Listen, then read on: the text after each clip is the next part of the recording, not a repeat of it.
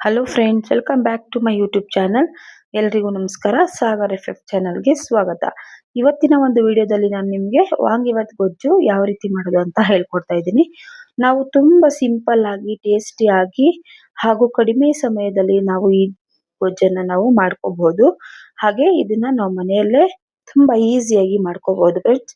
ಬನ್ನಿ ಹಾಗಾದ್ರೆ ನೋಡೋಣ ಯಾವ ರೀತಿ ಮಾಡೋದು ಅಂತ ತಿಳಿಸ್ಕೊಡ್ತಾ ಇದ್ದೀನಿ.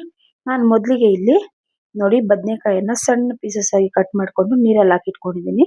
ಮತ್ತೆ ಈರುಳ್ಳಿನ ಸಣ್ಣದಾಗಿ ಹೆಚ್ಚಿಟ್ಕೊಂಡಿದ್ದೀನಿ. ಟೊಮೆಟೊನ ಸಹ ಸಣ್ಣದಾಗಿ ಹೆಚ್ಚಿಟ್ಕೊಂಡಿದ್ದೀನಿ. 3 ಪ್ಯಾಕೆಟ್ ಅನ್ನ ವಾಂಗಿಬಾತ್ ಪ್ಯಾಕೆಟ್ ಅನ್ನ ತಗೊಂಡಿದ್ದೀನಿ. ಮತ್ತೆ ಕಡಲೆ ಬೀಜ, ಸಾಸಿವೆ, ಕರಿಬೇವು, ಉದ್ದಿನಬೇಳೆ,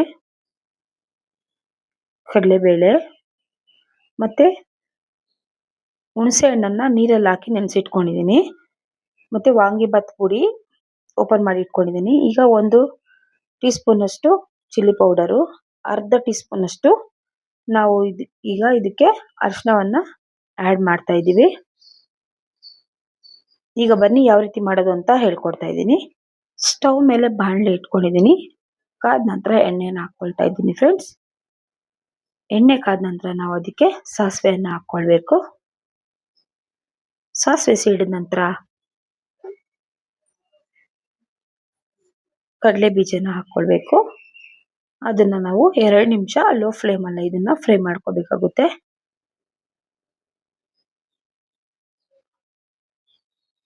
ನೋಡಿ, ಫ್ರೈ ಮಾಡಿದ ನಂತರ ನಾವು ಈಗ ಇದಕ್ಕೆ ಕಡಲೆ ಬೇಳೆಯನ್ನ ಸೇರಿಸ್ಕೊಳ್ಳೋಣ.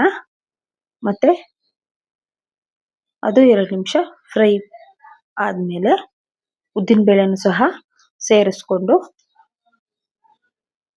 ಅದನ್ನು 2 ನಿಮಿಷ ನಾವು ಫ್ರೈ ಮಾಡ್ಕೋಬೇಕಾಗುತ್ತೆ. ಈಗ ಇದೆಲ್ಲಾನು ನಾವು ಲೋ ಫ್ಲೇಮ್ ಅಲ್ಲೇ ಫ್ರೈ ಮಾಡ್ಕೋಬೇಕು ಫ್ರೆಂಡ್ಸ್. ಫ್ರೈ ಆಗಿದ ನಂತರ ಇದಕ್ಕೆ ಸಣ್ಣಗೆ ಹೆಚ್ಚಿಟ್ಕೊಂಡಂತಹ ಈರುಳ್ಳಿಯನ್ನ ಹಾಕೊಳ್ಳೋಣ. ಮತ್ತೆ ಕರಿಬೇವು, ಈಗ ಎರಡನ್ನು ಸಹ ನಾವು ಲೈಟ್ ಗೋಲ್ಡನ್ ಕಲರ್ ಬರೋವರೆಗೂ ಫ್ರೈ ಮಾಡ್ಕೋಬೇಕು. ಫ್ರೈ ಆದ ನಂತರ ಟೊಮೆಟೊವನ್ನ ಸೇರಿಸ್ಕೊಳ್ಳೋಣ.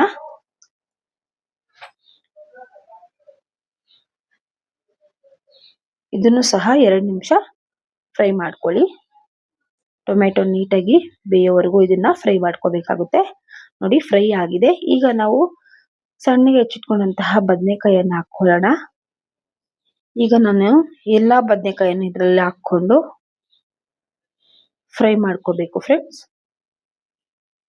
ಇದು ಆರೋಗ್ಯಕ್ಕೆ ತುಂಬಾನೇ ಒಳ್ಳೆಯದು. ಈ ತರ ಒಂದು ರೆಸಿಪಿನ ನೀವು ಮನೇಲಿರೋರಿಗೆ, ಮಕ್ಕಳಿಗೂ ಸಹ ಮಾಡಿ ಕೊಡ್ಬೋದು. ತುಂಬಾ ಇಷ್ಟಪಟ್ಟು ತಿಂತಾರೆ ಫ್ರೆಂಡ್ಸ್. ನೋಡಿ, ಇದನ್ನ ಚೆನ್ನಾಗಿ ಫ್ರೈ ಮಾಡ್ಕೊಳ್ಳೋಣ ಎಣ್ಣೆಯಲ್ಲೇ. ಬದನೆಕಾಯಿ ಬೇಯೋವರೆಗೂ ನಾವು ಇದನ್ನ ಫ್ರೈ ಮಾಡ್ಕೊಳ್ತಾ ಇರಬೇಕು.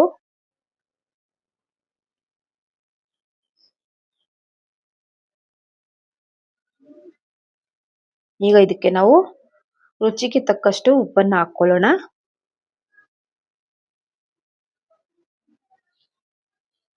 ನೀವು ಹಾಕಿದ ನಂತರ ಒಂದ್ಸಾರಿ ನೀಟಾಗಿ ಮಿಕ್ಸ್ ಮಾಡ್ಕೊಳ್ಳಿ. ಬದನೆಕಾಯಿ ಎಲ್ಲದಕ್ಕೂ ಉಪ್ಪು ಖಾರ ಎಲ್ಲ ಹಿಡಿಬೇಕಲ್ವಾ, ಅದಕ್ಕೋಸ್ಕರ ಉಪ್ಪು ಹಾಕಿದ ನಂತರ ಒಂದ್ಸಾರಿ ನೀಟಾಗಿ ಮಿಕ್ಸ್ ಮಾಡ್ಕೋಬೇಕು.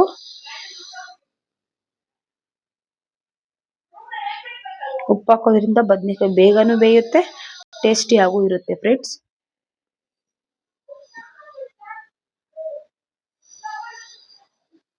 ನೋಡಿ, ಈಗ ನಾವು ಮುಚ್ಚಳ ಮುಚ್ಚಿ ಒಂದು 10 ನಿಮಿಷ ನಾವು ಇದನ್ನ ಬೇಯೋದಿಕ್ಕೆ ಬಿಡಬೇಕಾಗುತ್ತೆ. ನೋಡಿ, ಈಗ ಮುಚ್ಚಳ ತೆಗಿತಾ ಇದ್ದೀನಿ. ಬದನೆಕಾಯಿ, ಟೊಮೆಟೊ ಎಲ್ಲ ಬೆಂದಿದೆ. ಈಗ ನಾವು ಇದಕ್ಕೆ ವಾಂಗಿಬಾತ್ ಪುಡಿ, ಚಿಲ್ಲಿ ಪೌಡ್ರು ಮತ್ತೆ ಅರಿಶಿನ ಈ 3 ಹಾಕೊಳ್ಳೋಣ. ಈಗ ಚೆನ್ನಾಗಿ ಮಿಕ್ಸ್ ಮಾಡ್ಕೊಳ್ಳಿ.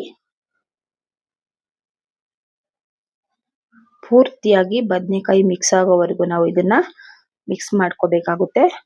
ಹಾಗೆ ಹಸಿ ವಾಸನೆ ಹೋಗೋವರೆಗೂ ಸಹ ನಾವು ಇದನ್ನ ಫ್ರೈ ಮಾಡ್ಕೋಬೇಕು.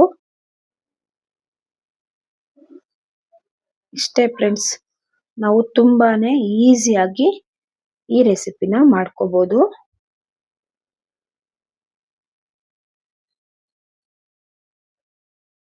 ನೋಡಿ, ಈಗ ಮಸಾಲೆ ಎಲ್ಲ ಫ್ರೈ ಆಗಿದೆ. ಈಗ ನಾವು ಇದಕ್ಕೆ ಹುಣಸೆ ಹಣ್ಣಿನ ರಸವನ್ನ ಹಾಕೊಳ್ಳೋಣ. ಹಾಕಿದ ನಂತರ ಪೂರ್ತಿಯಾಗಿ ಮಿಕ್ಸ್ ಮಾಡ್ಕೊಳ್ಳಿ.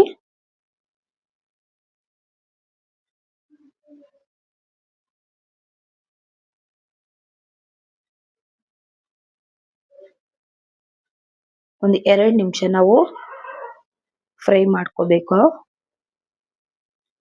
ನೋಡಿ, ಈಗ ಕೊನೆಯದಾಗಿ ಇದಕ್ಕೆ ಕೊತ್ತಂಬರಿ ಸೊಪ್ಪನ್ನ ಹಾಕಿ ಮತ್ತೊಂದ್ಸಾರಿ ಮಿಕ್ಸ್ ಮಾಡ್ಕೊಳ್ಳೋಣ.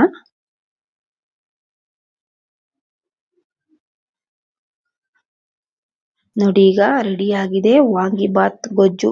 ನೋಡಿ ಎಷ್ಟು ಚೆನ್ನಾಗಿ ಬಂದಿದೆ ಅಂತ. ಈ ವಿಡಿಯೋ ನಿಮ್ಗೆ ಇಷ್ಟ ಆಗಿದೆ ಅಂತ ಅನ್ಕೊಳ್ತಾ ಇದ್ದೀನಿ ಫ್ರೆಂಡ್ಸ್. ಈ ಚಿಕ್ಕ ಒಂದು ವಿಡಿಯೋ ನಿಮ್ಗೆ ಇಷ್ಟ ಆಗಿದ್ರೆ ದಯವಿಟ್ಟು ಲೈಕ್ ಮಾಡಿ, ಶೇರ್ ಮಾಡಿ, ಸಬ್ಸ್ಕ್ರೈಬ್ ಮಾಡಿ. ಹಾಗೆ ಕಾಮೆಂಟ್ ಮಾಡೋದನ್ನ ಮಾತ್ರ ಮರಿಬೇಡಿ. ಅದಕ್ಕಿಂತ ಮುಂಚೆ ಯಾರ್ಯಾರೆಲ್ಲ ನನ್ನ ವಿಡಿಯೋನ ಸಬ್ಸ್ಕ್ರೈಬ್ ಮಾಡದೆ ನೋಡ್ತಾ ಇದ್ದೀರಾ, ದಯವಿಟ್ಟು ಸಬ್ಸ್ಕ್ರೈಬ್ ಮಾಡ್ಕೊಳ್ಳಿ. ಇನ್ನ ಹಲವಾರು ವಿಡಿಯೋಗಳಿಗಾಗಿ ಕಾಮೆಂಟ್ ಮಾಡಿ.